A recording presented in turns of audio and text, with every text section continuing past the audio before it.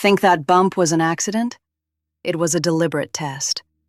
You think it was just an accident, a clumsy, innocent moment in a crowded space.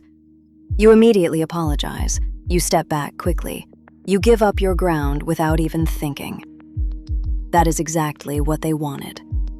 Let me be clear, it was never an accident. It was a calibrated micro-test, a deliberate scan of your internal psychological defense systems. Toxic manipulators do not start with massive demands. They start by probing your physical boundaries. They invade your space just enough to maintain total plausible deniability if you complain. If you call them out, they play the victim. They claim you are just overreacting. But if you stay silent, they just gathered crucial data about your absolute compliance level.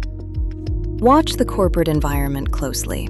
Notice the toxic boss who casually leans over your desk, or the manipulative coworker who slightly moves your personal items without ever asking for permission. They are carefully watching your freeze response. Do you assert yourself, or do you shrink? A true predator looks for the specific target who nervously laughs off the physical intrusion. That nervous laugh is a bright signal. It tells them your emotional walls are paper thin. Once they confirm you will not defend your physical space, the real psychological game begins. The emotional control escalates rapidly, because you already proved you will not fight back physically. I learned this the hard way, in environments where showing any weakness meant completely disappearing. Someone dangerous once told me that true love simply means giving up all your control. They started with very small touches, a hand on the neck, quietly blocking a doorway, constantly testing the waters before dropping the anchor and locking you in their invisible cage. Most people freeze during these tests because deep social conditioning taught us to be polite. We prioritize their immediate comfort over our own safety. That is a fatal survival flaw. When they intentionally bump into you and you apologize, you just handed them the keys. You validated their unearned dominance. You accepted the subordinate role in a single split second. They do not even need to manipulate you yet. You are already doing it for them. So how do you break their matrix? How do you strategically fail their compliance test? When the calculated, accidental touch happens, do not apologize. Do not take a step back. Hold steady eye contact. Let the awkward silence stretch. Make them feel the sudden friction.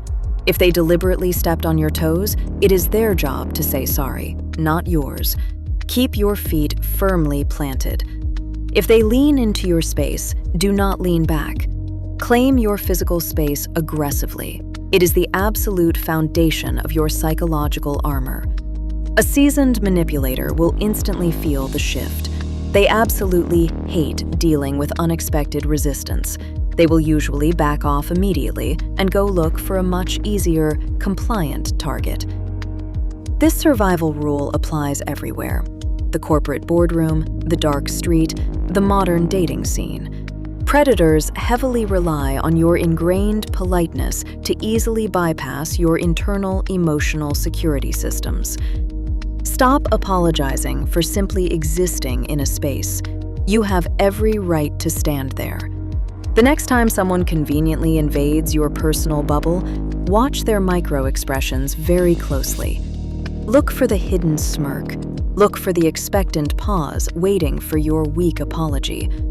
Recognize the boundary test for what it truly is: a calculated, silent threat assessment protocol.